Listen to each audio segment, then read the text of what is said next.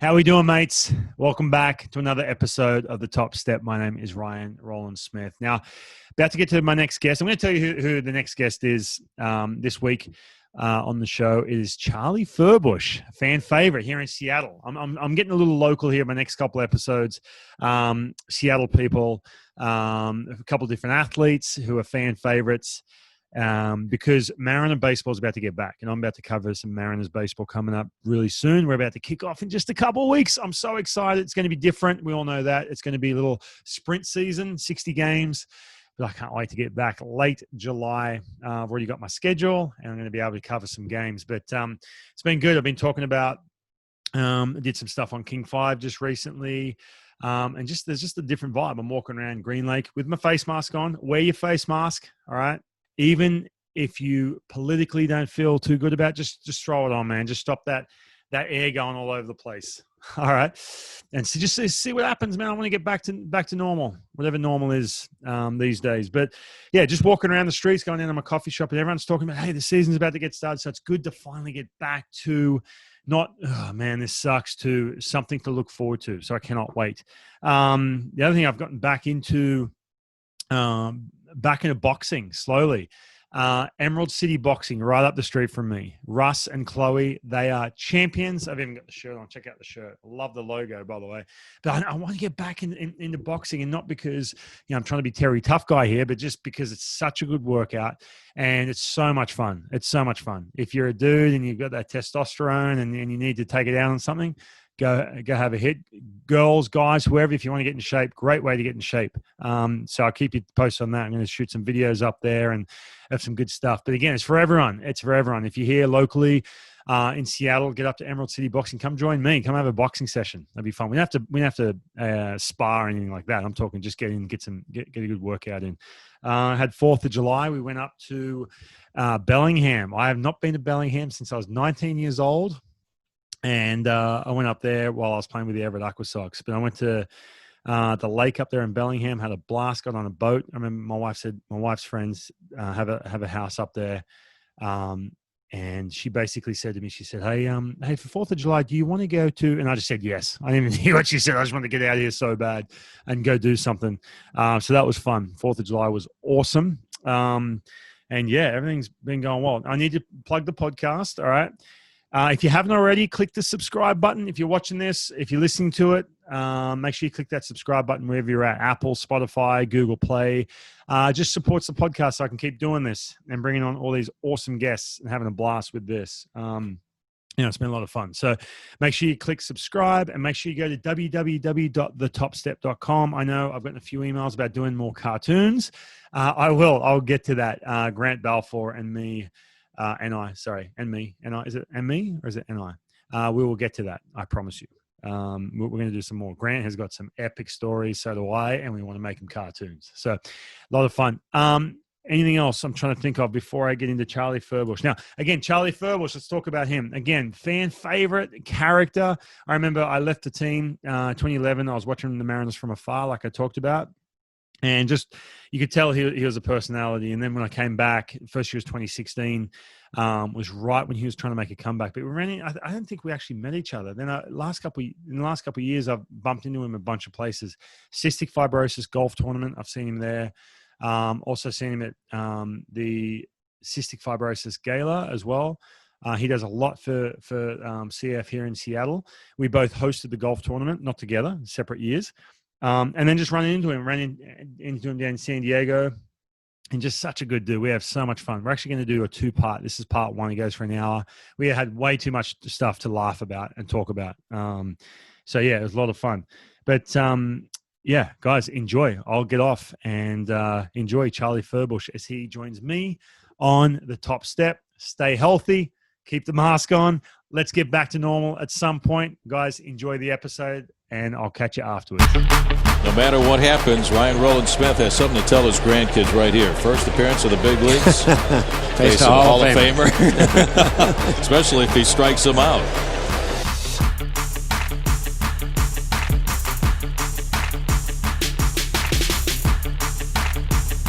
Here comes the 1-2 pitch to Junior now. The breaking ball. He struck him out. Yeah, that will be a story for the rest of his life as he strikes out Ken Griffey Jr. and the inning is over. But what an inning it was. And Rock to the day that I drop. Rock to the day that I drop. Rock. You'll never say that I'm not killing them. Oh, Charlie, what's going on, dude? Oh, not too much. How are you?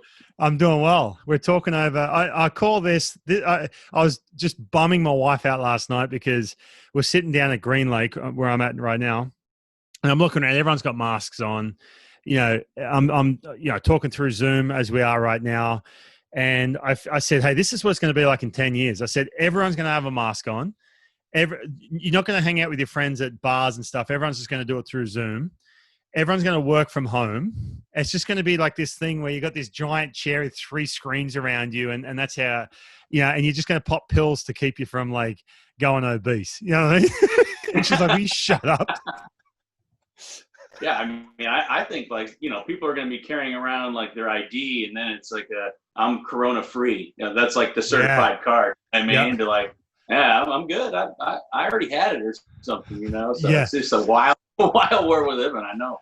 We've been wearing we bought some masks from different companies and stuff. So we were trying to, stay on the mask train because it probably does help. You know what I mean? Yeah. Yeah. I said this. I was talking to Braden Bishop, who they've just started, their summer camp. And I just said, man, like just wear a mask, man. Like, and he agreed. Like, just what? It's this whole thing here in the States, and I'm not because I'm Australian and knocking the US, but it becomes this political thing. It's like just wear one, just see what happens. Maybe we can flatten this puppy, and everyone go back to normal. You know what I mean? Right. I mean, you got to think that like Adidas or Nike can make some like dry fit neoprene, super. Are form fitting and put your number on them and everything. Exactly. Yeah, exactly. And I said that too. I guarantee Nike's going to come out with some neoprene, and every kid who's playing travel ball is going to have that with the leg guard. Yeah. But they're still going to have the fringe coming out. Not the fringe. You guys call it the bangs coming. How our kids, they're like 13 and they've got all the gear, man. Elbow pad, leg guard, and they look big league. And then they got the bangs coming out the hat. It's like, dude, where does that come in? I don't see any big leaguers doing that. I know, right? Kids these days, man. Yeah. You used to do that, though, didn't you? You used to pitch with the hair out the front. Yeah, I would say when I didn't have a shaved head, I had the full bowl cut. The Lloyd Christmas haircut from Dumb and Dumber. That's pretty much what I look like. And by the way, you and I linked up last week. We did the cystic fibrosis, and again, sadly, it's supposed to be the golf tournament, but we're sitting there over Zoom with Brad Adam and Rick Riz and Rick Griffin and so forth. And dude, I had no idea. I had no idea about your wedding. Yeah, that was a tough one, man. I mean, we had been engaged for a year and a half now, and I was coming up on the go zone. I'm thinking, all right, this is it. I'm finally. There's no, a couple months out, you just feel like, the excitement's building. You're just getting ready for the day, and obviously I'm from Maine, so I have a bunch of people from the East Coast coming over. And as this happened, I actually just got back from Arizona. I went down to get my suit, saw some old friends down, right before spring training got canceled. I got back here, and then everything just got crazy, and we were like, you have to be kidding me that I never really fathomed there was a way beyond her or I calling it off that we could actually postpone this thing. So I was like, there's no way. So it's crazy. I don't mean to laugh. Like, I'm not sitting here laughing because I couldn't imagine the logistics. As soon as I heard that, we're on the Zoom and I'm sitting there and I don't even know if I'm on the screen at this point, but I'm like, dropping a what the fuck like this. I'm like, I hope they haven't got my face, because I understand the logistics, man. And you're from the East Coast. I had people, and for those of you who don't know what we're talking about, basically, what was the date? The wedding? July 11th. Okay. This Saturday. July 11th, and you had to bang it because of, obviously, I've got a question. Could you have done it, or were they like, sorry, we're out? Or could you have done it and you decided not to do it? Yeah, so basically our venue told us that they weren't having any events until August 1st. Okay. So basically we had to come up with an alternative plan, which will bump it to next year. Which will hopefully just be just the same thing, just a year later.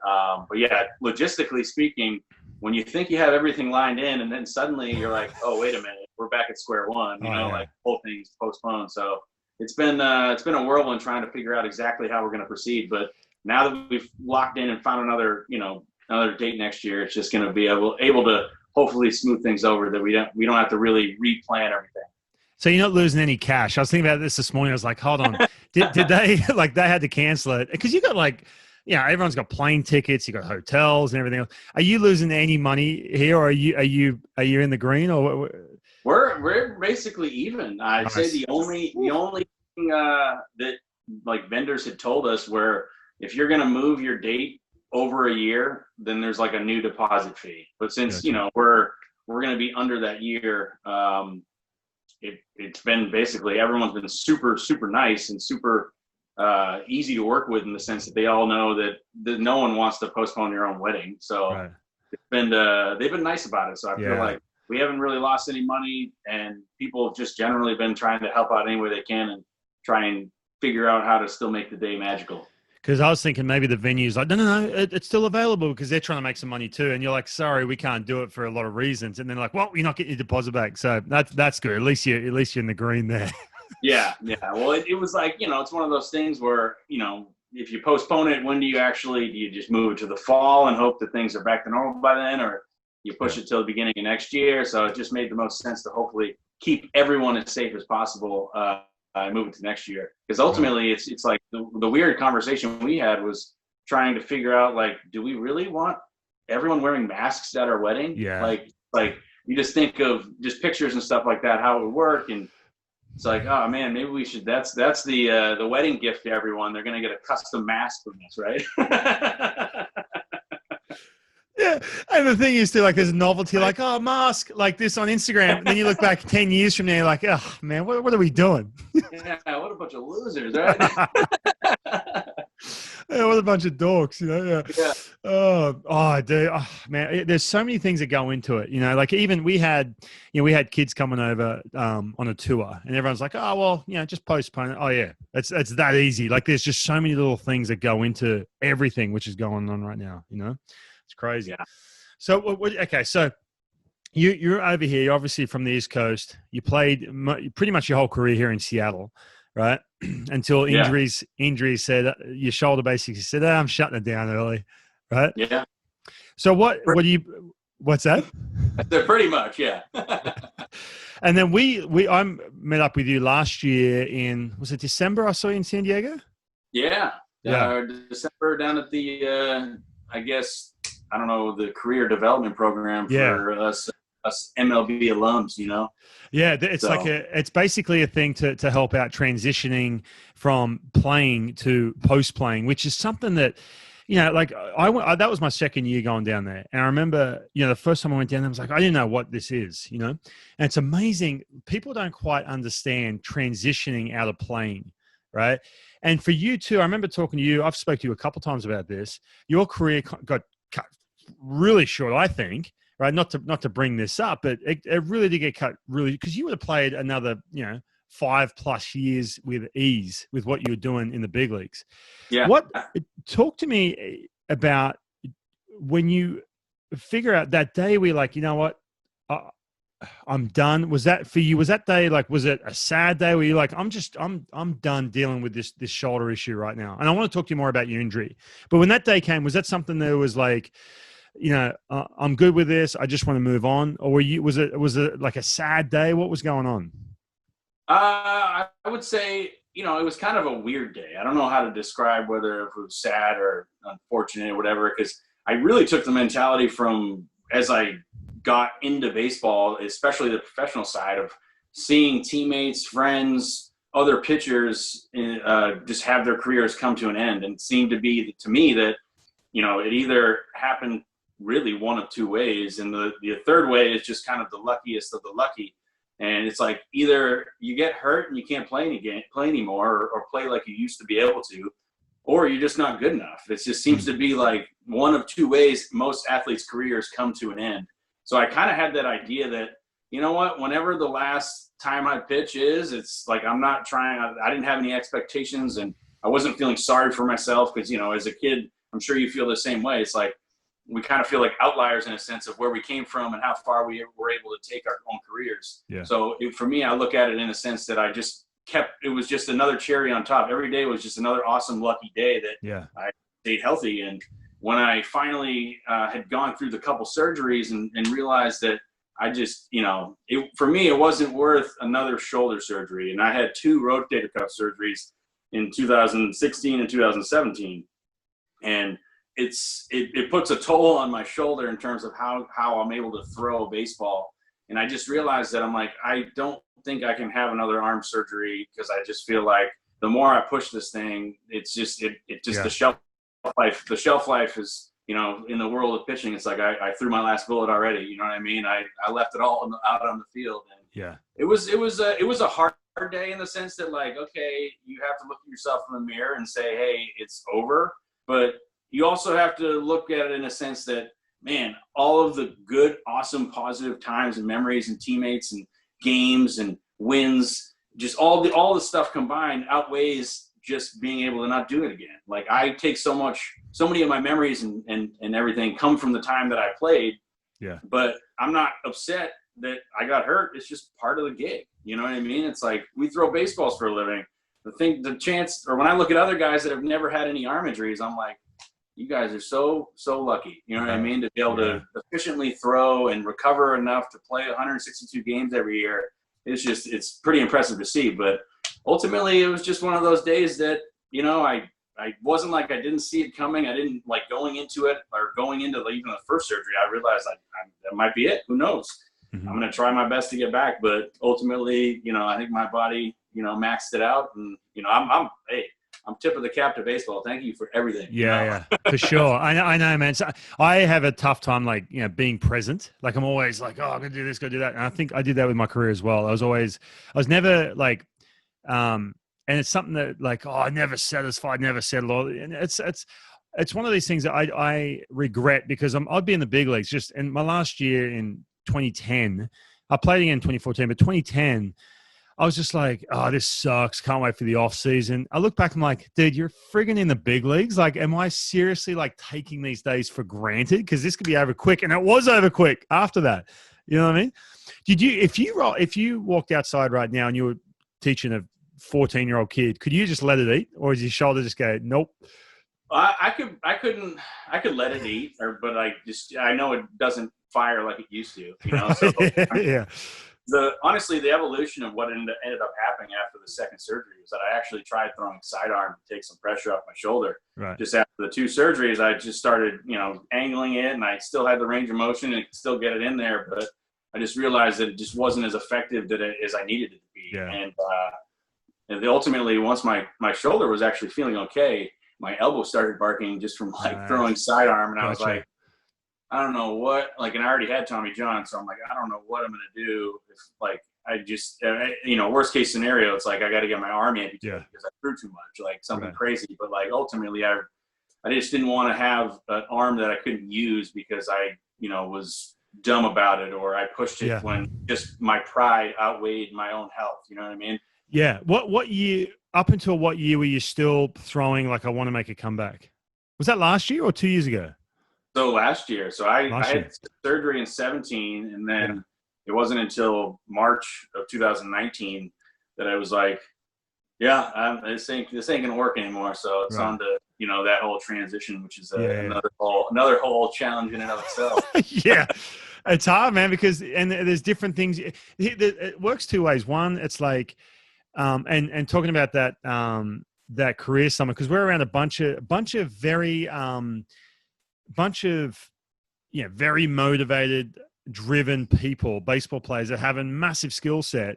And you look at them and go, oh, well, you can just get into coaching, or you can get into this, or you can get into that. It's not that simple, though. It just isn't. Like, when I was playing, I was like, oh, when I get done, I'll just, I'll coach, and everyone will just call me and ask me to coach. And your buddy, Andy Graham, right, with the Tigers, he said, man, he's coaching, right? And I'm just using coaching as an example. But he's coaching. He's like, dude, you have no idea, man. There is like resumes this thick full of ex-pro guys who want to coach. It's tough, man. It's just such a, and you feel like you're on your own because you're not around other players trying to do the same thing. You know what I mean? Right. Absolutely. Well, the hard part is just finding the other passion. I mean, for me, there's no way that I would have pitched as long as I had pitched in the big leagues if I wasn't like all my eggs in one basket. Yeah. Like I was all in. Like if I had to take a day off mentally, then it was over. I wasn't in it for the right reasons, you know, like, and that's just how it worked for me. So I think that as how that evolved over my career, now transitioning that skill set or that mindset to something else, it's trying to find another full passion that you enjoy doing. And I think coaching is something that we find an easy transition in because it's still involved in the game, but there's just a lot to see and enjoy in the world, and how that, you know, sparks everyone's interest is different. So, I mean, it's just a hard transition of trying to figure out what's right for you. And you kind of just have to try a few things and see what happens. And then on top of that, you know, not to pile on here, but on top of that, you have this last 3 months, you know, COVID, of just like where it's like, oh, well, you got to stay home now. And I'm looking like, I've got neighbors down here, and the guy's just like doing his morning run, coming back. He works at Amazon. Like, he's a techie, you know? Yeah. I'm like, oh, he's sweet, man. He's good to go. Like, he's sitting there banging. I can look straight into his window, by the way. It's brutal. They literally just moved in here. My neighbors have got, they're not listening. But the guy, they're awesome. They're a young couple, and, you know, they're sitting there. They're both, one's on one level, one's on the other one. It's like a townhouse. And I'm looking, and they're just bashing away at that computer because they both work in, like, IT. Like, they're set, man. I'm like, I'm mad. Like, I'm jealous of them because I'm like, dude, they're killing it. They're young. They're making a ton of cash, I'm sure. I don't know. And they're sitting there and they're just banging away at the computer. But if you're if you have a skill set like yours or like mine, whatever, you're sitting at home going, well, what am I supposed to do right now? You know what I mean? It can be hard, man. It can be tough. It is. I mean, it's like, to think that if I had went back to do like some sort of like computer science, engineering, and coding, it's like that's exactly what they're doing. They are doing all this stuff on the computer that is a very specific skill set, which they probably are really good at. And you know how long it took for us to master our skill. I mean, it takes virtually a lifetime, in a sense, 20 years to really hone in exactly how consistent you can be. So yeah, it's I think we kind of, I don't know about you, but like to perform in a sense, like you want to put you want to earn it, if you will. Yeah, absolutely. And you just, feel useless at the moment, just sitting around doing nothing. I'm just like, hey kids, like, my kid's like, Dad, why don't you go do something? Anyway, but hey, what do you think? Do you keep up with Major League Baseball at the moment at all? Yeah. Obviously, for the last couple of years. Yeah, I mean, I wouldn't say that I'm watching every single game, but I definitely keep up with news. I obviously have friends that are still playing. So always keeping tabs on the guys that I was close with. But yeah, I watched quite a bit. I feel like I can understand quite a bit what's going on. And I was obviously involved in the union, so there's a whole nother aspect of, union affairs as well. So I felt like I stay engaged as much as I can. So you were involved like lately with everything going on with the union and the owners?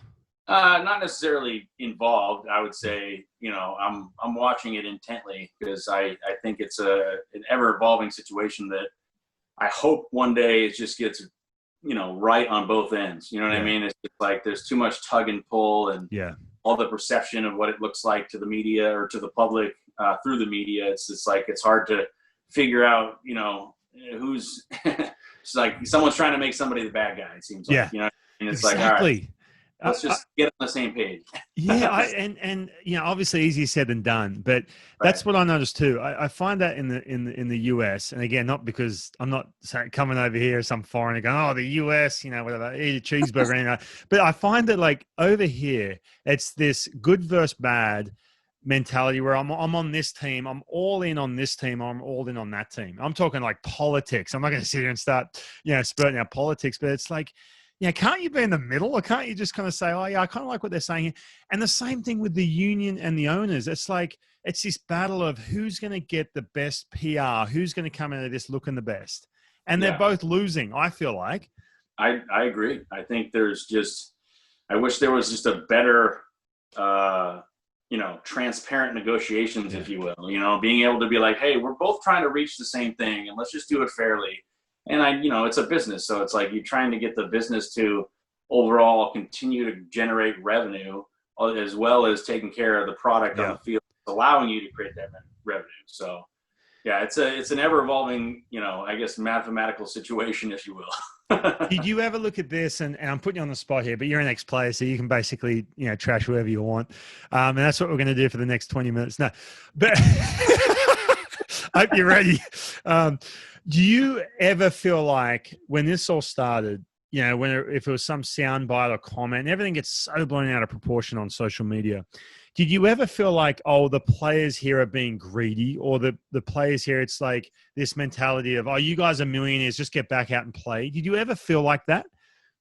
I did not. I think that, I'm sure you agree, it's the player's window to make any sort of money is just so small, So it's like, I feel for the player that has to take the pay cut, but it's just, especially as relievers, especially as, the 23rd, 4th, 5th guy on the roster. I mean, the way the teams are set up is just, a lot of them are going young for good reason. Yes. You're going to get the most out of that player, I understand, and trying to come up with a formula that allows you to win games as well as financially be savvy and not feel like you're breaking the bank. I understand all aspects of it, but I think as a former player, I feel for the player knowing that that's part of the great lucrative industry that you're in. It's like you can earn quite a great living. And I think, in baseball, there is a giant spectrum from, the rookie to the Bryce Harpers of the world. So I know. And you make a great point, because I think people forget that literally 80% of baseball is that dude. And again, they're making a lot of money. Don't get me wrong. Right. It's more than what my friends here are making, two doors down. I'm looking in their townhouse window, but it's a lot of money. But first of all, that window is so small. And then when you look at guys like, let's talk about the Mariners, Tom Murphy. I'll use these two examples, Tom Murphy and Austin Nola, right? Two guys who, they actually made a bit of a mark last year. This was their year, man. 2020, they're that 23rd, 24th guy on the roster where they're getting a chance to play every day. And they're getting a chance to catch and have a massive skill set. And they've got all these young players, like you said, right over their shoulder, they're part of this rebuild. And they're looking at this going, this sucks, man. Like, as far as this is my chance, not only obviously to play, but to make as much money for my family as possible here. And you can't just cave and go, oh, yeah, I'm just happy to play and take whatever the pay cut is and everything else. I think that gets lost sometimes when you look at, obviously, I kept saying Garrett Cole's name come up. It's like there's only a couple Garrett Coles in this league.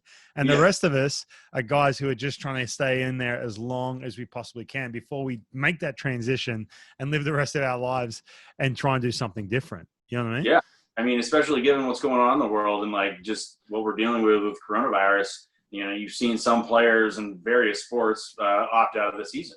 Yeah. And most of the guys that are opting out are under contract or have financial stability that allows them to take that time off and whatnot. But everyone else, like you said, is in the league. It's like, I need to make money. I need to play. I need to make sure that I play well enough to have a job next year. Yeah. And I think that's going to be another interesting facet as to how it moves forward. Is suddenly some of these free agents are being judged off of 60 games instead of 160 games.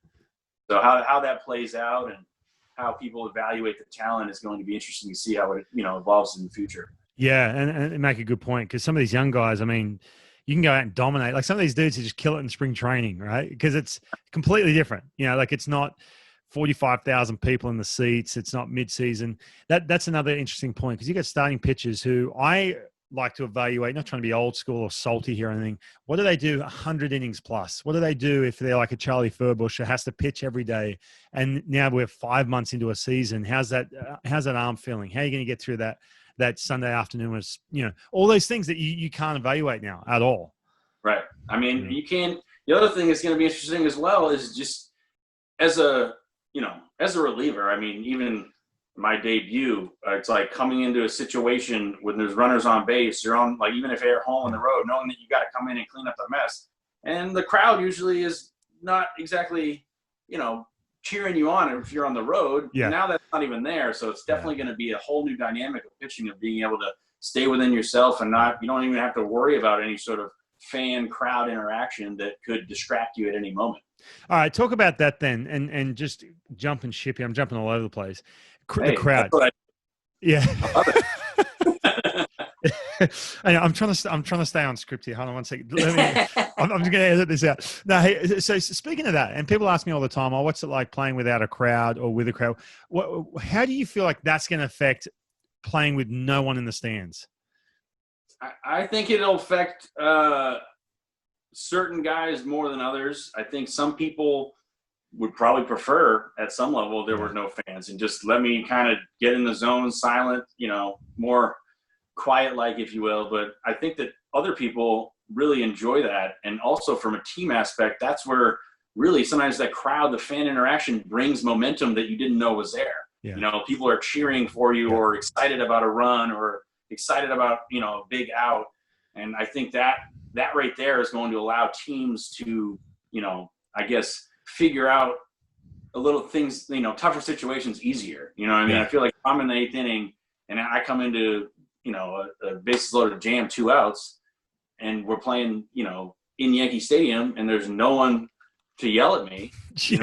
It's so like, different. It's like, it'll be interesting to see if there's anybody that actually doesn't like it and maybe like their play suffers a little bit because they enjoy that fan interaction. They enjoy the momentum that's created, the excitement of a ball game. And that'll just be interesting to see how this plays out. And obviously with all the COVID stuff, it just makes me think it's like, I think I heard this the other day, but it's like whoever stays the healthiest has the best chance. Yeah, if your team doesn't get COVID and you can survive this, then you have the best chance to get yourself a ring. So yeah, I mean, think about that. You're talking like middle of August or whatever, September, and Mike Trout goes down, and 2 starting pitchers go down because of COVID, because it's asymptomatic. Like, oh, I've got it, really. And I'm totally fine. That's another element you don't even think about. Back to the fan thing, though. I will say this. I was just thinking about while you were talking about it, Yankee Stadium too. I used to get nervous pitching at home. Everyone's like, oh, pitching on the road must be nerve-wracking, this and that. I used to get nervous pitching at home because I'm like, oh, man, people are here, and I don't want to suck in front of them. If I was on the road, like if I was in like Baltimore or something or wherever, and I don't really care about the opinions of, 30, if it's a packed house, then I'm like, whatever. You know what I mean? Whereas, but 2 things. One, pitching at home when you want to do really well and you don't want to like, let people down or people to witness you sucking. Right? Yeah. That's number one. I used to get nervous about. And the other one is, I remember like pitching in places where like the game's starting to get crazy and everyone's starting to, and then you start picking off and the crowd starts booing you when you're on the road.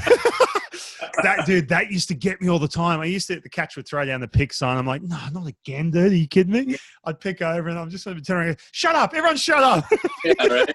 I don't know why. Everyone boos that. Everyone boos if you're on the road and you throw over to first. That's the best. Oh, you suck, man. I'll take you hold the runner. Yeah. You're scared. You're too scared to throw the ball. Like you're out there shivering or something. You don't want to throw. That's great. That's great. But that used to get me, dude, because I used to get all like rushy. I'm like, oh man, I better hurry up and pitch, Yeah. But I'm thinking about more, and even talking to you about that is because everyone's like, oh, what's it like not pitching in front of a crowd? I'm like, whatever. But dude, like some guys are going to dominate because there's no crowd. Right. I couldn't imagine like you can like I remember pitching on backfields like in rookie ball. And no one's there. You can hear, 2 dudes talking in the dugout. It's so quiet. Yeah. Right. That was easy, man. That was so easy. Yeah, I felt so too. I mean, that's like kind of you deal with that through your minor league career at some level where you're just playing kind of in empty stadiums. And I think it allows you to kind of come into your own. Some people allows it like, all right, there's no one messing with me externally. It's just like I can now get a better focus of what I need to control, get myself perform and throw high quality strikes. It's like, I think that'll help some guys. Some guys that might, I'd say, some guys enjoy that. I mean, it makes me think about it. If you remember John Rocker? Yeah. In when there are no fans at all, it's like and then coming in out of the bullpen, it's like it would just seem kind of like fake if there was no fans, Yeah. That's right. Yeah, it's like, dude, just chill out. All right, like, let's get through this game. It's like like get your work in and get on. Yeah, you're right, dude. Could you imagine? And even like Grant Balfour. I don't know if you would have played against him, acting like a maniac with no fans. Everyone be like, dude, chill out. echoing throughout the stadium, right? Dude, I didn't even think that. What about too? And this is another thing I was thinking about. If you're making your debut this year, that's gonna suck, man. Like making your debut with no fans there, because one, your family, the chance to have your family there, and two, just zero atmosphere. Like here's my debut. Show your grandkids. You're like, no one's there, Dad. Yeah. Oh my God. Yeah, I didn't even think of that. Yeah, I mean, see, like, I go both ways sometimes, but I'm like, sometimes I like, given what's going on, I'm like, I wish I was still playing because I'm like, that'd be awesome just to be old and still pitching.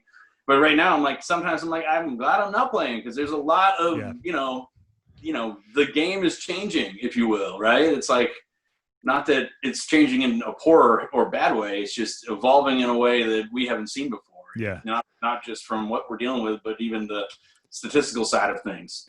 Hey, when you came up with the Tigers and then you got traded to the Mariners, but you've always been like a character, you know, you've always been yourself, like fan favorite, you know, just basically being yourself. I watch some young, you know, when young guys come up, they feel like they have to be a pro's pro. And all of a sudden they're completely different. I've seen them, you know, I'm just thinking back. And when I came up in 2007, I don't know how it was it was 2011, right? Yeah, 2011. Yeah. So 2007, you had to keep your mouth shut. Like you could not act like, first of all, no social media, mate. If you got on social media, you would cop it. And that changed, but that changed pretty quickly. But I had to sit in my locker, keep my mouth shut, this, that, and the other. But when you first came up, were you very reserved and like trying to be a pro's pro, or were you just being yourself from the get go? From the get go. That's like, you know. I think that's what I always took pride in. It was like, I know who I am. I know, you know, what I am and how I act and everything. I wasn't going to allow my, you know, emotions to like overtake me or, you know, make me try to act differently. I would say in the beginning, when you get called up, you're probably not going to be the one that is like chatting up everyone and asking questions left and right. You kind of let it naturally happen and, you know, pick the time in the lunchroom or in the weight room or in the training room to get to know some new guys and questions that you just don't ask normally or whatever. But that's one of those things that I think that goes so far inside of a clubhouse is that when somebody can actually be themselves instead of trying to be that pro's pro or trying to be somebody they're not. And I don't know how many players I've come across that are, if they could just be themselves, they would be awesome. But like they're their own worst enemy. You know what I mean? Right. And they don't even know it. And it's like, we all get to that point at some point where we're trying too hard or we want things too much or whatever. And it's just like trying to get to the place where, you know, it's like, don't let the highs get too high and don't let the lows get too low. Just stay right in the middle. And I think that's what baseball allows you to do. It's like, if you can allow yourself to accept every one day at a time, accept that you are going to suck at time. You play 162 games. It's not like you're going to win every game. It's not like you're going to, you know, be the Cy Young or MVP every year. It's a grind. There's a lot going on. So it's like, you have to understand what you can do mentally to prepare yourself every day versus what you need to do, you know, outside of things or whatever. But I was always myself. I felt like I felt that it helped me learn about other teammates, learn about how they are, how they learned, how they handled success, how they handled failure. And then it gave me a sense that, wow, not many people in the clubhouse, you realize, are kind of open books, if you will, and willing to be vulnerable. But it really brought me like a new sense of like leadership amongst teams, you know, like being able to be that, you know, that bridge that allows even some of the Latino players that like, you know, being able to speak with them and then have them get to know some more other American guys. So it's quite a facet of what baseball is. And that's just crazy. I mean, you know, I never thought in my life I'd ever even meet anybody from Australia.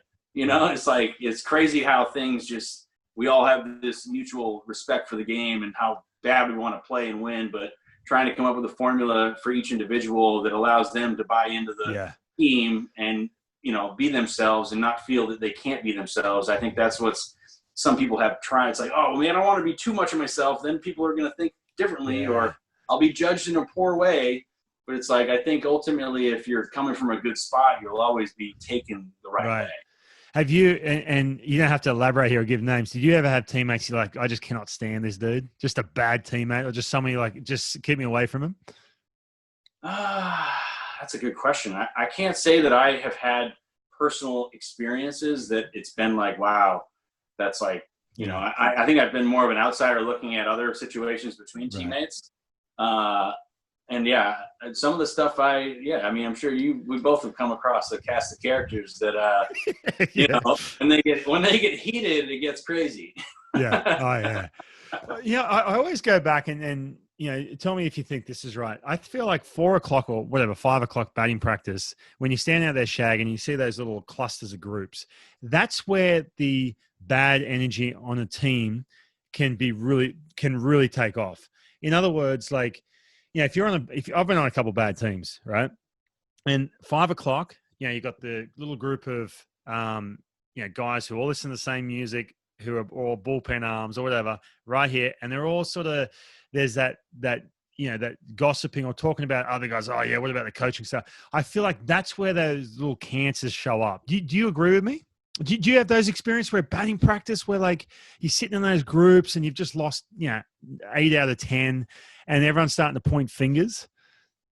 Yeah, I mean, I think that definitely seems to be somewhat accurate, and I think that in those like skids where you're not winning, it's just, you know, that's where that you know, I can't worry about the 8 out of 10 we lost. I have to try and focus on winning tonight. Right. And it's hard. It's hard when you get in a rut. When you start sucking for a while, you're like, well, I need to just throw the whole game plan away and try something new. And I think that when you're in that skid and you're having those conversations in that batting practice time out in the outfield, it's just, it almost like gives you too much time to think. You know what I mean? It gives you too much time to reflect upon the bad things, and it just becomes a little bit easier for some people to not necessarily become like a cancer on the team, but just become more like selfish and picky. And you know what I mean? I think it's like, that's where, you know, if you can just buy into the fact that this is all about winning the World Series and doing everything you can individually, and, you know, as well as being a great teammate, and getting to know your teammates. I feel like I guarantee you, we both play with guys that just don't open up. You can talk to them all you want, but they just don't want to be friendly or open, and, you know, and that's fine. You know, some people are the way they are, and no big deal, but it does allow when the quiet guy or the guy that's reserved, or, you know, he pops a comment in that's funny or whatever, it just, you almost feel like you just got to know him that much more. You know, it's like, and you had guys that just were more willing to open up, instead of maybe having that experience that you and I similarly had, where it's like, you go to your locker and you just be yourself, and then, you know, if you're good enough, then you can come out of your shell. And on the flip side, though, you know, I've been on teams where you've got, you know, 1 or 2 guys in each little group. So, like, you know, the infielders and the outfielders, the starters and the bullpen guys. Someone who is not going to put up with that. It's just like, no, this is how it is. If we're losing, it's like, hey, we're all good.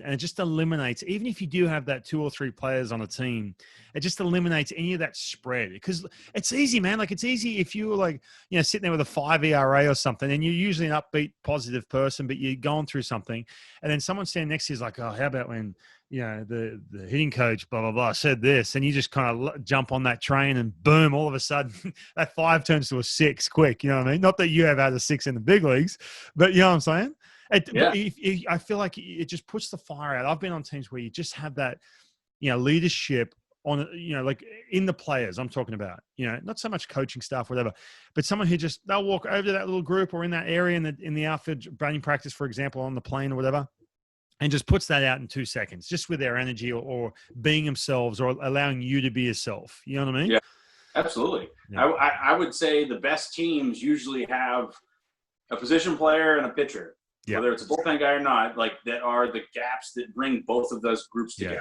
Because we do spend a lot of times with pitchers, and they spend a lot of time with hitters, and the position players spend time together. So having somebody, and, you know, usually it tends to be a catcher that does both, that brings the guys together. That's huge, because then it allows, you know, because sometimes when you're on a team, you kind of, like, as a pitcher, I'm like, I'm so foreign to what the hitters do. They don't talk to me. I don't go look at it or whatever, but, you know, because some of that stuff, these hitters are working so hard at their craft, trying to perfect it, that, you know, they tend to spend so much time at that, instead of not necessarily spending time with their teammates, and spending time with the idea that if we can continually to build our own relationship, it'll only help us on the field, because it just gains trust. It gains, like it'll allow you to be a better teammate and picking guys up when they aren't doing well. It's like, I don't know how many times that I've been crappy or let somebody or seen somebody else be crappy, but it's like, you go pick somebody up and let them know it's not as bad as it seems. It goes, so far throughout a season being like, you're still really, really, really good. Don't forget about how good you are. Yeah. Like we all know how good we can be and how, we want to be as good as we can be all the time. But you also have to take that with a grain of salt, knowing that you will suck from time to time. Yeah. So it's just understanding the roller coaster ride, man, and don't let those highs get too high and the lows get too low. Just try and flatten it as best you can. Yeah, I was a roller coaster guy, dude. I'd be on a good streak and I'm walking, hey, what's up, guys? Hey, what's going on? High five and hat on backwards. And then I'd have a couple bad ones. I'm walking in like head down, like, just being a complete just slob sitting in the dug in my locker and just like, I was that dude. But no, you're right, man. Yeah, the times where I just kind of like stayed right here, I was good to go. And it's funny too, man, like you can't really quantify like team chemistry, but anyone I've talked to who have come out of nowhere, like for example, the Tampa Bay Rays, talking about Grant Balfour, right? I talked about him earlier. He talked about that team. He goes, man, this locker room, everyone, there's a bunch of young guys, but they had just that everyone could be themselves. And this is back in 2008, which, it's a little bit different now. Everyone could be themselves, but you had those older dudes who just kind of like, steered the ship. And he goes, and it's just funny. Like I've been on some teams with just a bunch of dudes just, oh man, hitting sub 200. And that just spreads, you know what I mean? I know. And that's like, that's part of what unfortunately unfolds itself throughout a season. And you realize that it's tough. We all want to be the top of our game always, but that's trying to just always have faith in yourself and realize that it's part of the process. We all, and I think that's something we learn at younger ages, or whether it gets to the big leagues and that's when we first fail. There are just, it's how you fail in your life and react to that and gain some positive experience from it allows you to then move forward and apply what you learned differently. So yeah, baseball is there's so many games. So there's like trying to come up with a formula that will allow you to at least win 100 games every year is like, good luck, Yeah. Oh yeah. Good luck. Hey, by the way, that backdrop of yours, it's famous. I see it from time to time on the news, and I can see you say Lutker, right? Lutker? Oh yeah. Yeah. Oh yeah. Yeah. And I got the Furbush. No, I've been staring at it the whole time. And if you're listening to this, basically Charlie's got a shrine of himself behind him. It's basically he's got the jersey, he's got the helmet, he's got everything. I have been a part of a no-hitter across the backdrop. So make sure you go to YouTube and check it out. Hey, how did you and Michelle? Obviously, Michelle, she's a bit of a personality in Seattle. How do you guys meet? Well, I would say we met at a bar. That's the simple way. Hey, you can say anything. I'm just going to edit this out. No, it's fine. Even though people are listening to it right now, they go for it. Yeah, no, we met out at a bar, and I honestly thought that she knew who I was, but we because she had come to spring training and done some, I guess, brief interviews for her station, and she never interviewed me, so I didn't think anything of it. But I think I recognized her, so when I was in the bar, I realized, I was like, oh, I know you, you know me, right? So I went up and just introduced myself, not thinking anything of it. I just felt like I would be better off introducing myself and saying hi. Is this after a game one time? Is this during the season? No, in the off season. Okay. Oh, so you didn't have your jersey on after the game? No. Yeah, didn't bring the dirty uni home. Oh man. But yeah, I didn't think anything of it. I had no idea, like, to think that was the moment that started it all is pretty remarkable, because I just was trying to make sure that I introduced myself and said, hey, I know you may talk to a couple of my teammates, just wanted to say hi. And yeah, I'd say from that moment on. Did she flat out say, I don't know who you are, dude? Yeah. Did she was just like, yeah, I don't know who you are. Sorry. No, she recognized me. I don't know if she knew my full name or whatever, but she recognized my name once I said it. So I think that was at least halfway decent. Wait a minute, who are you? I don't know you. You didn't go on Baseball Reference and say, oh yeah, here you go. And this is, I actually keep about a half a dozen Topps baseball cards on mine. Here you go. There's my business card. So what year was this? 2015. It was. I was actually at a Seahawks game, and it was after a Seahawks game, and yeah, it was the Seahawks won. I met her, and then was she working that game? Was she working the Seahawks game? Yeah, she was. So was she decked out in like the pullover and everything from the station, or no? She had a jacket on, so maybe underneath. I'm not exactly sure. I mean, it was January, so a little chilly out, you know. She still had the microphone in her hand. Yeah, exactly. Now I know the night ended well because I went to Dick's Drive-In, got some Dick's burgers there, and that was it was a perfect way to end the night. Okay, I'll say. So you guys went to Dick's Drive-In together? No, I went afterwards. I went Gotcha. Yeah. Gotcha. Nice. So shout out to Dick's.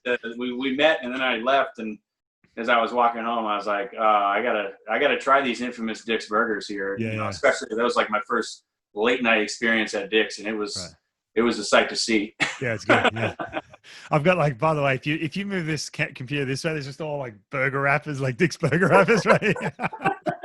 So, okay, and then from there, you guys just went on a date or something after that? Yeah, so we followed each other on Twitter, and then we started communicating that way. Yeah, and then I asked her out to coffee, and she said yes, and we ended up talking for like 2 hours, and the next day I was actually going golfing, but I had like a 45-minute window that I was like, are you around? You willing to grab another coffee? So we went and had another coffee and awesome. Hit it off again like 2 days in a row. And it was like, okay, all right, I just realized that for me, I had to, just had to take it a day at a time and see where it went. I had no idea that it would turn into what it would be, even a couple months later. I mean, it's awesome. I mean, I'm happy. I'm super happy. Well, you guys, but you put the wedding off for a whole another year, dude. So what's going on? No, I'm just kidding. Yeah, not by choice, right? Yeah. Hey, so that was 2015, and so basically, she's been with you throughout the whole, because the next year, 2016, you're trying to pitch, right? Well, so 2015 was the year I got hurt. So we had met in January 2015, and I was playing all 2015, and then the shoulder said, "Good job, buddy. I don't got any more bullets left." Do you ever blame her? Are you superstitious? Do you ever blame her for the shoulder issues? No, I think it is just part of it, man. It's like I had already had elbow surgery, so I'm like, I'm a pitcher. The chances of me never having an arm injury ever again aren't like 100% by any means. Yeah. So I just kind of knew that whatever, if I get hurt, I get hurt. It's not like I'm trying to get hurt, or I'm like, let's try and do something so crazy on the mound that I like throw out my shoulder and my career ends, right? Yeah. Didn't exactly go that way. And the reason I say that is because similar with me, in 2009, I met my wife, Amanda, at the end of 2009, and literally she got like 2010 when I was just miserable. I was having such a bad year. And I'm like, man, you missed all the good years. Like, what happened? And I joke with her. I'm like, you're the reason why I started sucking. See, for me, I was like pitching the best I'd ever pitched. Like I was in a place in 2015 where I was like, man, I felt so in control every time I pitched, and it's not like we never feel out of control, but when, it was got to a point where I just felt like I was never going to be, beat, So, and then I got beat by my own shoulder. Yeah. That's a great feeling too. When you just feel like, I can throw this pitch down and away and you ain't going to do anything with it. Oh my God. Those are the, we probably have similar, I think when we talked on the cystic fibrosis call, Rick Riz had mentioned that, you faced Josh Hamilton, after Griffey in your debut. And I remember he's just an example of my career that I was like, I couldn't have looked forward to facing anybody. I loved facing Josh Hamilton because I just knew he didn't have a chance. Yeah. It was like, those are the days where, especially when you if you're in a rut or whatever, if you're not facing, you would play the AL West quite a bit. So but you have 2 bad games, and then I was like, oh, let me get in that bad against Hamilton. I'll get back to normal. Like I'll dial it in. It's just, it was one of those things that I recall. One of the few hitters I remember facing that it was like, I am just dealing. We actually have a caller, someone calling in. It's Jay Hamilton right here, calling in to the podcast. Hi, Josh. Welcome to the. He's definitely listening.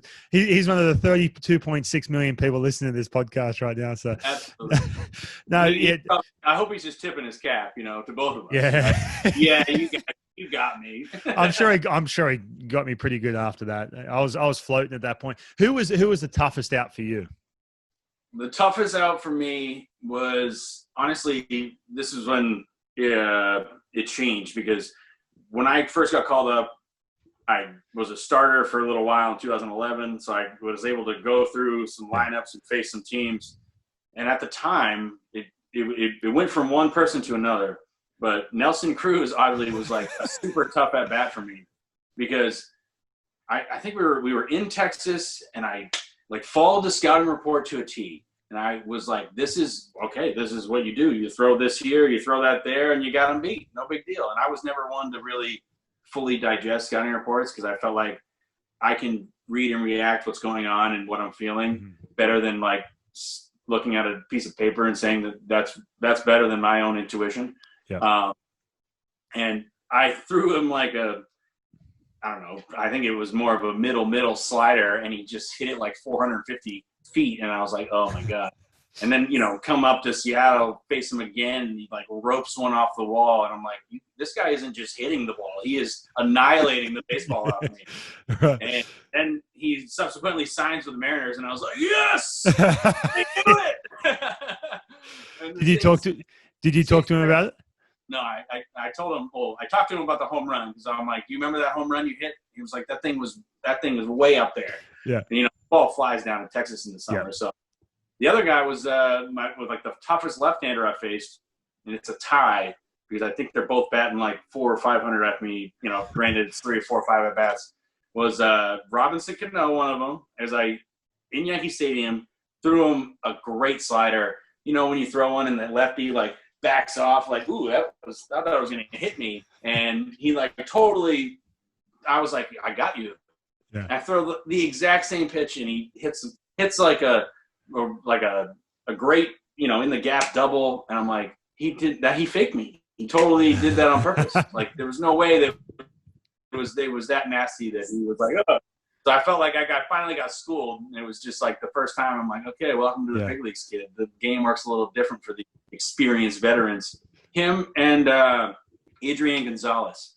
He was the other guy. I just felt like he always put a bat on me. Other guys where I'm like, I know I can get it by you. I just felt like he always, even fouling it off, I'm like, man, you're a tough out. Those are the guys I always feel like. Yeah, Adrian Gonzalez, he just looked like every time he's hitting, he's just it looked like he was half asleep and nothing was overwhelming. He's just it's probably that's 98 at my head. I don't care. He had that thing in pitching against him. I was like, man, you might snap off the nastiest breaking ball. He's just yeah, good one. Yeah, I know. And he's nothing. Yeah. Yeah. It was impressive to watch how little he was phased, and it was just him, another guy I faced, Victor Martinez, same thing. I felt like Victor Martinez was always, my last pitch in the big leagues, I faced him, and he roped a double off me. Luckily got out of the jam, but it's just another guy that I just look back, I'm like, man, I don't know what I could have thrown you. You were going to hit everything. Did you play with him with the Tigers? Was he with the Tigers when you were with the Tigers? Yeah, he was. Do you find it tough facing guys that you've played with or kind of pretty well? Or do you find it easier? Because there's a couple of guys that I knew really well. I was like, oh man, I know everything about this dude. And I just had that a scouting report, but I just kind of knew I know he gets frustrated when this happens. And so I just had that ease of pitching to him. Where other guys are like, oh man, I know this dude. I can't stop laughing. And then give it, throw some hanging breaking ball. Do you ever find that? A little bit. For some reason, I always felt like if definitely a good friend of mine I was facing, I always had to throw in on him. I just always had to throw in on him just because. I just was like, you know what? I'm not going to let you just jump out over the plate. And throw whatever. But also I was, I never really got too nervous about anything because I felt like I could always rely on my breaking ball to ultimately it was the swing and miss pitch, right? Like I could throw it and two righties too. Yeah, absolutely. Both? Yeah. I mean, I look back and I'm like, I was always a starter. So my whole life, my first time in the bullpen was when I got called up to the big leagues. Right. And that was like the whole transition of like a whole different mentality. You know what I mean? Being able to being a starter and having that 5-day plan and plan and prepare and get ready versus, you're in it tomorrow night. You're in it the next night. You could throw 3 nights in a row. You could get up 7 out of 8 nights. And that's a whole nother beast in and of itself. Did you, and obviously your career, you're known as being, lefty out of the bullpen. Did you feel, were you more suited for that starter mentality or that bullpen mentality? That's a really good question. I would always, when I look back on it, I do think to myself, I'm like, all right, well, because when I got traded over here, back to like the nervous feelings I like on a baseball field. Yeah. You say pitching at home. By far the most nervous I was ever on a baseball field was when I got traded from Detroit to Seattle. On my first day, it was like, oh my God, the first time I'm pitching, like everyone is eyes like, here come the goggles, and they're all like, yeah, let's see what he's thinking. Let's see if he's breathing okay, all this stuff. So I felt that initial pressure to perform because the team traded for me. Gotcha. So that was a really, really tough like feeling just to be like, okay, it's all good now. Yeah. But I started. I think I had 10 starts in 2011. And they didn't go so well. I think I finished in with a 5 or 6 ERA or something like that. Had some good games, had some bad games. And then ultimately was planning on being a starter in 2012. And at the worst case scenario, I basically fill in like I did in Detroit when I got called up as the long man in the bullpen. Yeah. So I was like, I can definitely throw innings, So, and then it just transitioned at spring training to, we want you to be the 8th inning, like lefty out of the pen. Right. And at that point, when you're young, you're going, I don't, as long as I'm in the show, I don't care. Yeah, exactly. As long as I'm on that plane up. Yeah, you're right. Yeah. So I'd like to think that I have a starter's mentality with a hint of reliever, Gotcha. I think I'm still more of the starter, but that's like there are things that you have to adjust in the bullpen that you're not ready for. It's like, when I can clean up my own mess as a starter, I can give up a hit or two and still get out of the inning, where you come in the bullpen and it's like, if you don't get this guy, especially us like lefties like us, like if you don't get this left-hander out, you're out of the game. Yeah. And it's like, man, all of my day literally is on this one at bat. And it could be 2 pitches, See that when I started thinking like that, that's when it got me, because I was the opposite, man. I was way more comfortable out of the bullpen. I wouldn't get as nervous, and then when I was starting, I had too much time to think, and I was like worried about this, 3 days to go, and I couldn't lost sleep and stuff. But then all of a sudden, when it was like, oh, you have to get this lefty, I was like, oh man, you're right, dude. It's like I've got like 5 pitches here. If I walk him, there's nothing worse when you come in to face a hitter. You'll walk him. I don't know how many times you've done this. Maybe not that many. I've done it plenty of times. And you just see that manager come out and just like give the right arm to the bullpen. Like, it look like, really, dude? I just wasted my time on that. And you just like give him the ball and walk up. It's the worst, mate. That one hitter, my God. Brutal. Yeah. Well, I think and it also on the flip side of that for a starter's mentality is that I would come in sometimes and face a lefty, just 3 pitches, you're striking out. Yeah. Sit down. Next guy up, and then the manager still comes out and takes you out, and you're like that's my mentality. It's like, I'm now rolling. Let me keep rolling. And let me keep. I don't care who's coming up. Yeah. I'm in the zone right now. Don't just make a move because the stat book or the predictive analysis tells you to. Yeah. Like sometimes that's what I think, that we all were starters at one point as pitchers. Yes. And we all have figured out, once you kind of get in that groove, whatever groove it is for you individually, you get to a point where you're like, I can get everyone out. And I'm with you. Our roles become so specific that it becomes hard. It's not necessarily, people would say, oh, it's being a left-handed specialist in the big leagues is like the greatest thing ever. Where it's like, there are aspects to the job that are great, comparatively to, I guess, general workload. If you compare it to a starter based on innings. Yeah. But the idea that you have to be ready almost every single night to get like the biggest left-handed hitter out, and in the biggest situations, It's you almost start feeling a little bit like a closer, but just, because it's like now my role is defined to get this one guy out or get these set of guys out. And, that's kind of specific to what closers do, right? Like you're just going to get this one inning. You need to get whoever you're going to get them all out. Lefty or righty, who cares? And it's like, that's how I felt. Like sometimes the game was saved in the 6th or 7th inning because there was a big situation. And then, we all know having a clean inning, a clean slate, going out there to pitch is way easier than coming in and trying to clean up some mess. Big time. Yeah, and everyone's like, oh, yeah, that's such an easy job. Just face one hitter. It's like, no, because if I have no wiggle room. If I go 2-0 on this guy, I mean, I'm deep shit. I walk him, I'm out of the game, and then I'll lose my job. They'll just get someone else to get that one hitter. The margin for error is so little. Anyway, I'm done feeling sorry for ourselves here about being left-handed. But hey, Charlie, this has been a blast, dude. Hopefully you can come back on because there's still half a page of stuff I wanted to talk to you about here. Well, why don't we do part 1, part 2? Let's do it. Yeah, I'll for sure. Let's do it. I did that with. Did you ever play with Matt Boyd? Was he there after you? No, he was there after me. He's with the Tigers, right? Tigers, yeah. He lives out here. He lives out in Seattle, right? Yeah. I had him on, and basically, I just, like I did with this, just jumped around, from topic to topic, and the stuff I wanted to get to, I never did. So we actually did do a part 2. So I'm going to hold you to that. You're going to come back on here, and plus, there's some people on a Facebook page I have wanted me to ask questions I never got to either. So I'm sorry about that. If you're listening, I'll get to it. I promise. But Charlie, this has been awesome, man. Dude, it's good. I've ran into a couple times, the last couple of years, so it's been good reconnecting. But thanks for your time, dude. Oh, thanks for having me on. It's been a pleasure, right? Awesome. I mean, great chatting with you. I can't wait for part 2. And we're around. If you feel like, if you want to go to are we allowed to go to bars right now? I can't even remember. If you want to go get a drink, I'll wear my jersey and you wear yours, right? We're basically just mine's all faded out. It's like the old one.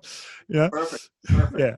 I usually wear mine around Green Lake, if I get in this, but so the sun's gotten to it a bit, but we're out. Well, at least we still look like we could play. That's true. Yeah, absolutely. Exactly. Still I don't know. I'm kind of glad I'm on this Zoom facing up. If you go down a little bit, I've put on about 30 pounds. So too many Dick's Burgers. Yeah, exactly. The old burger wrappers right here. Awesome, dude. Well, hey, man, I'll let you go. Enjoy your afternoon, and I'm going to hold you to it. We're going to come back on here. Part 2. All right, mate.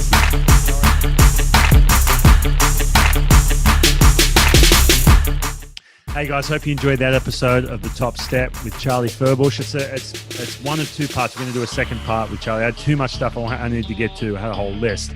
But hey, make sure too, when you have time, you're starting to drive around, you're starting to get in the car a little bit more, and you're doing that road trip or having that workout, go check out www.thetopstep.com and go check out past episodes. I've got Marco Gonzalez, I've got Randy Couture, I've got Adam Ray, John Ryan, bunch of awesome people and amazing stories, and I've got a couple really good ones coming up next couple of weeks. Guys, I appreciate you pressing that subscribe button if you're watching this on YouTube or you're listening on Apple, Google Play, Spotify, whatever it may be. But I've got to run. Guys, I'll see you next week. Make sure you hit me up, thetopstep.com. Shoot me some questions or any suggestions or feedback. I'd love to hear from you guys. Awesome. We'll see you next week. When you feel weak.